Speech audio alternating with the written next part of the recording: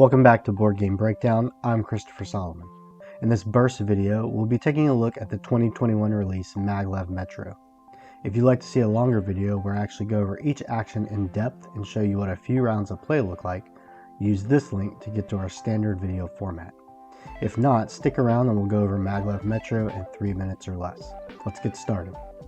Maglev Metro is a game split between engine building mechanics and pick up and deliver mechanics. Players will be fueling these mechanics using the game's resources, which happen to be passengers. Passengers are split between two types: robots, which will enable you to upgrade and take more actions, and commuters, who enable you to score points and meet objectives. Before we jump into the gameplay, let's see how the game is set up. The board is made of 4 interlocking pieces, with a map of Manhattan on one side and Berlin on the other. These maps differentiate themselves in slight ways, but overall, the setup and play on them is relatively the same. Players will set out the stations and passenger tokens in their individual spots on the bottom of the board, and then randomly pull robots out of the bag to fill up the board. Players will each grab a set of clear track tiles, their individual board, one of each of the objective cards, and the game can begin.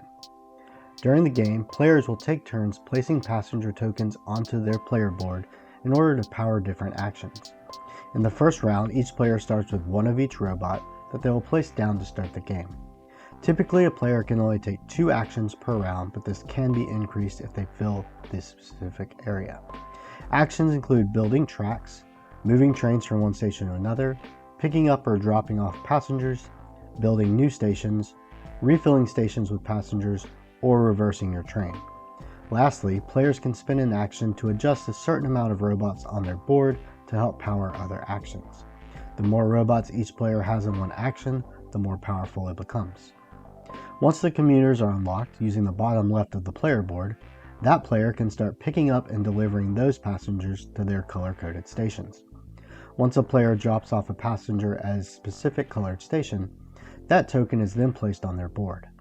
Unlike robots, once commuters are placed on the board, they can never move and are stuck where they were placed. Play continues until at least one of each station is built and all passenger tokens have been emptied from the bag.